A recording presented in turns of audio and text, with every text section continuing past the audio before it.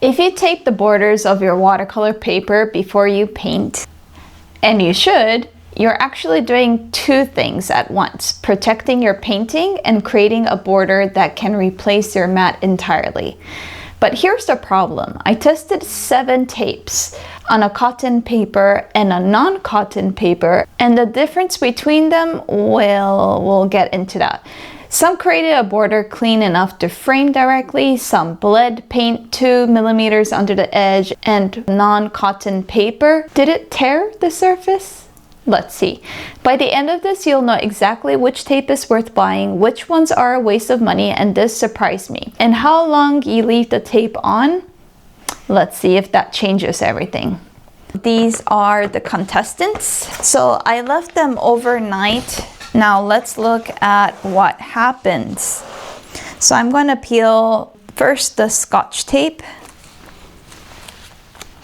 Interesting. Okay, it bleeds. That's not surprising. How about the regular masking tape? Still bleeds. And I haven't used a hair dryer for this one. Still bleeds, the Tesa. And this is the Japanese washi tape that I got. That's pretty clean, actually. And then Hahnemühle. It's very sticky, like it's very strong, I would say. But still, it has some bleeding. This is the Frog multi-surface, crisp as usual. And then that's the Frog delicate surface. Okay, and I don't think the non-cotton paper is gonna surprise me because overall it's been, oh, that that tore. The 3M Scotch tape. Okay, the masking tape was okay. The Tesa didn't tear at all. The JP washi didn't tear at all. The Hahnemühle didn't tear. The Frog multi-surface didn't tear.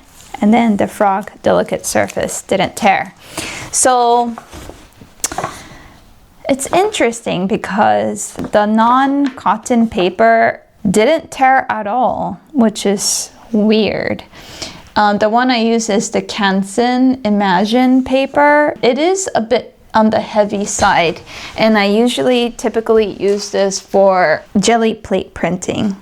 Yeah, it's 300 GCM. Maybe that's the reason why it's holding up. But regardless, it didn't, only the 3M Scotch tape is the one that tore, and everything is pretty crisp. The only problem with me and the papers is that I don't have non-100% paper as much.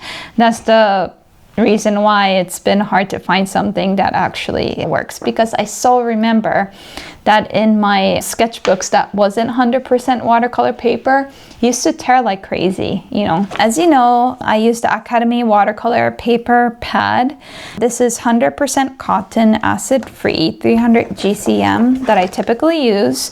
I did lay ink in the back, so it's not perfectly white, but thought it will be a cool experiment.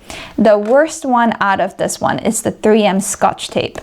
That one was the worst, so that wasn't no surprise. The next one was, I think, the Frog delicate surface one. Excuse me. This one, I wasn't expecting it, because being a Frog tape, I was like, oh, Frog tapes are the best, you know, but not all Frog tapes are the best. So I would not go for this. But if you were using like cold press, it might be different. And I don't typically use cold pressed. So I think it really depends, and you should do your own tests to see what you use often, and then test with all the masking tapes that you have. The washi tape was so good. I wouldn't use the Tesa. I had bad experiences with Tesa, like seriously. And when I use the blocks, let me show you. Watercolor blocks are supposed to hold down the paper for you, right? And one of the papers that I like using, Winsor & Newton, when I want to go very vibrant with my works. But the problem with these is that they lift they lift off the block. And look, I put tape to stop the pigment going underneath, seeping in, but it still did it. And that's why finding the masking tape that works is really crucial as well for me, not just creating that crisp line so you don't have to get it matted when you get it framed.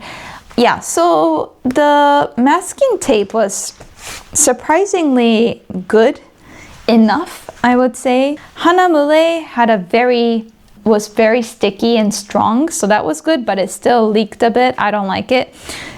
So far, the crispy frog tape, the green one for the multi-surface, is working like wonder for me. So I think if I had to pick one, it'll be this, and I'm buying more of these. So yeah, that's pretty much the test. And for the rest, I don't mind using it if it's for like thumbnail sketches in my sketchbook or something. I probably use it like that. For the Hahnemühle, I just like that it's like branded and it's probably maybe acid free, I'm not too sure. But this one I use specifically when I like tape down my commissions, like packings and stuff. So it's been good like that. Tesa, I don't like it. For the Japanese one, this one is just good when I want to make like very thin borders and make it look elegant. I use this, but it's not very crisp, I would say. But of course, hot press paper really reacts differently with cold press because it's not as bumpy as cold press. So maybe that's why these work out.